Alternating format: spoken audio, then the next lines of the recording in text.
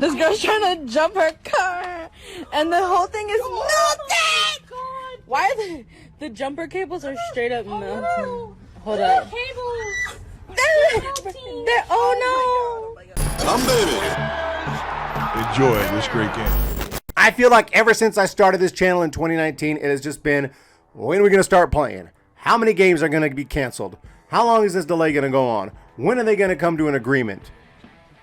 Over and over and over and over. Games canceled. Shortened seasons. And it's not all because of the pandemic, and that's the problem. This is really starting to annoy me. It's bad timing for me personally, of course, but it's also bad timing in general to argue over this shit right now, right after a pandemic, when we had a 60-game season and a 162 that was really weird.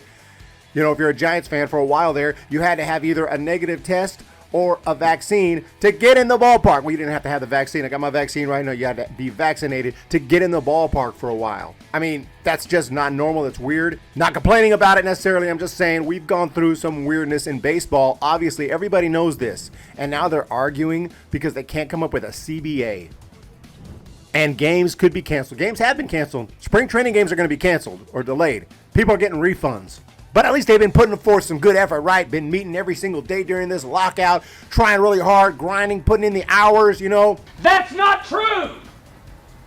This article from Shannon Dreyer, this will be the most critical week of the MLB lockout. And every week after will be even more critical as more games get delayed. But right now, this is the critical week because if they don't get things figured out, the season will be delayed. Not just spring training, the season will be delayed. That's true!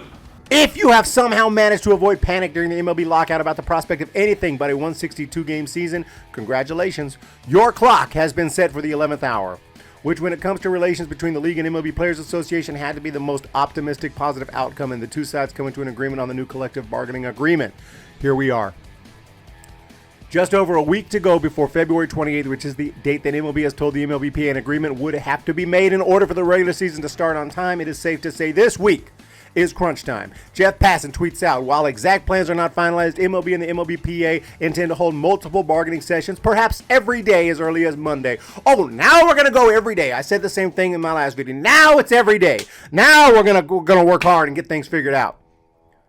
You've had months, technically years, but certainly months since the lockout. You didn't meet for 2 months. Now you're going to meet every day. I just don't understand it. Now we're meeting every day. Now we're coming hard. The question is now whether this deadline will spark a deal to end the lockout and keep opening day on March 31st. It is certainly what everyone who loves this game is hoping, with many not terribly optimistic, considering what we have seen leading up to the threshold.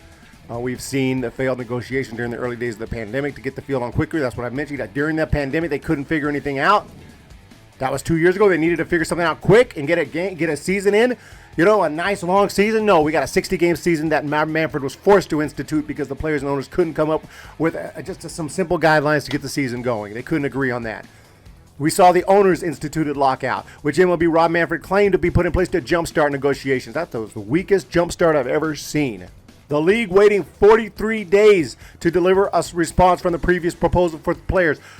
The league waiting 43 days. This is their idea of a jumpstart.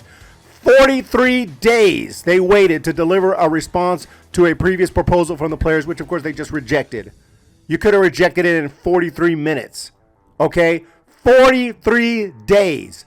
Then there are the proposals and the news that the latest from the league left the players unimpressed following a meeting that lasted just 15 minutes. 15 minutes. We've had 7-minute meetings, 15-minute meetings, 10-minute meetings, and those are few and far between. Usually they just don't meet at all. Well, I wouldn't put too much into the reaction or presentation, as ESPN's Jeff Passan has been qualifying in initial tweets about these meetings when they first occur. There is no deal today. There was never going to be a deal today. Deals don't happen immediately after presentation. That's fine. Yeah, I mean, I get that. But 43 days they waited to respond, and how they didn't even meet for a couple months. I'm not saying they got to be in there for 10 hours, but hash some things out, man. Do something. Don't just not do anything. Still, a little more time spent together, a little more face-to-face discussion would have been nice. Thank you. But that to date has not been part of this painful process, a process that has been dictated by MLB as it elected to lock the players and control the pace of negotiations. This dance likely was very carefully mapped out well in advance, all leading to crunch time in the critical week ahead. I mean, I don't know all the details. I feel like if I was an owner, I would not want to. I would say, don't lock them out. That's why we don't do a lockout. That'll give them reason to blame us. Let's just try to negotiate this. We'll put it out in public. We're trying to negotiate a new CBA. We're working with the players. And if they choose to go on strike, they're the ones going on strike. Don't let them blame us. I feel like I would say that. Let's just get it going and let's make money and let's do this. If they want to do a strike, then they're going to do a strike. That being said, I as a fan would rather have a lockout than a strike. So hopefully they'll figure this thing out. This week should be different as actual bargaining sessions have been scheduled. The issues that each side is ready to fight for have been narrowed down. Is just over a week long enough to bridge the immense divide in the core economics proposed between the two sides? We shall see. We don't know how either side would weigh games, which translates to dollars versus getting what they want. That's the key thing. It's certainly nervous time. And, no trades, no nothing. And that's the thing. This offseason has been just garbage for my YouTube channel. Like, nobody cares about that. I mean, that's the least of my worries and the least of all our worries, because I know when baseball comes back, we're going to be doing big things on the Humm Baseball channel. But it's been very irritating. It's been a very annoying couple years here. A lot of great highs, a lot of amazing moments that we've had here on the Humm Baseball channel. Some amazing post-game shows during that awesome 107-win season. But, the vast majority of time has just been talking about, are we going to have games? When are we going to have games? Talking about pandemics, talking about lockouts, talking about all this crap. And these type of videos don't do well because this is bullshit. Nobody wants to know about this. They want to know about free agency. We want to know about who's signing where. We want to know about trades. We want to know about matchups. We want games. We want action. We want baseball. And we're not getting that crap.